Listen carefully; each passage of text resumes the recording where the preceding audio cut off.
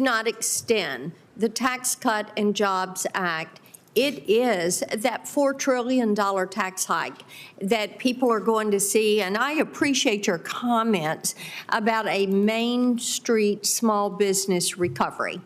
That is something that is so vitally important. And as the chairman knows, we have had much discussion over the last few years with the Biden administration over how they determine that $400,000 number. If it is the gross, if it's the adjusted gross, they came up with the term of total positive income, which is everything you make.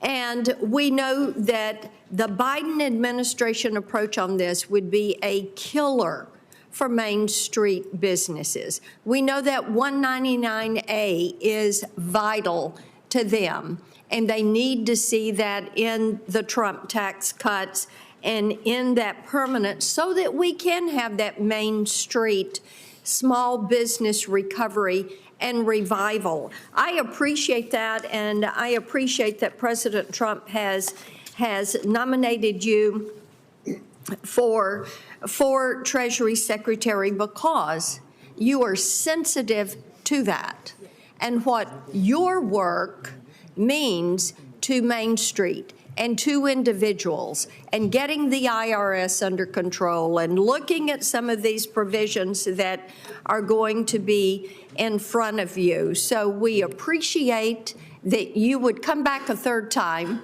and look at public service, and that John and Caroline and Colin, by the way, they are behaving so beautifully. Whatever they want, they get.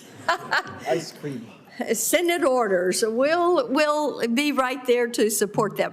I do want to talk with you for a moment about CBDCs and some of the push that the Biden administration had. They did an executive order for Treasury to research development of a CBDC in the United States. And of course, this causes a lot of us heartburn because we look at what the CCP did with the digital yuan in connection with the Olympics.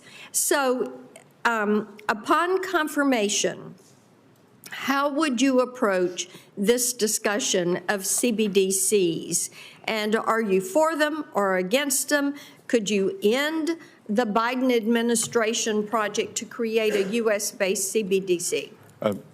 Senator Blackburn, thank you for your remarks. I may have a little trouble disciplining the two behind me, as I'm sure that I will hear that a U.S. Senator has vouched for their behavior. Yes. But on CBDCs, I see no reason for the U.S. to have a central bank digital currency. In my mind, a central bank digital currency is for countries who have no other investment alternatives. So if we think about a reserve manager, a high surplus country, whether it's Saudi Arabia, Singapore, who ends up with call the Chinese currency whatever you want, the yuan, the RMB. Yeah. If you own that currency, you have to have something to invest in. That there's very little to invest in if you want to hold the currency. You could own Chinese government bonds, which don't yield So very your much. view of that would be a negative view? Well, I view that many of these countries are doing it out of necessity, whereas the U.S., if you hold U.S. dollars, you could hold a variety of very secure U.S. assets. I appreciate that. I appreciate your comments earlier to Senator Barrasso about the Pillar 2 negotiations. This is something that we would be well served to extract ourselves from this. Currently, the preliminary data that we have, 40%, right at 40% of the total Pillar 2 tax burden is on us. And China, of course, has found a way to exempt themselves from this. So that is in need of a revisit, and I look forward to you doing that and standing with our companies. I want to get, and this I think you can just submit to me in writing, advanced persistent threat, APT. which is China, they were able to override Treasury Security system and remotely access workstations where they reported access to unclassified documents. And of course, this is Chinese Communist Party at work again. And this is, we found this out after finding out from the Treasury Inspector General that 2,800 IRS employees still had TikTok on their government devices. If confirmed, and when confirmed, will you take steps to improve Treasury security systems?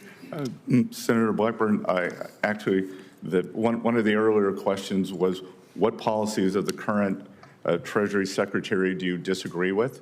And as you noted, the December 8th hack into Treasury was via a work-from-home system. Yeah. So I, as Treasury Secretary, have confirmed, plan to be in the office every day that I'm in Washington, D.C., and I expect all the other employees to do that too. Thank you. And I think it's a matter of national security for everyone to be at 1500 Pennsylvania Avenue. Thank you. That is well received. Thank you, Mr. Chairman. Senator Welch.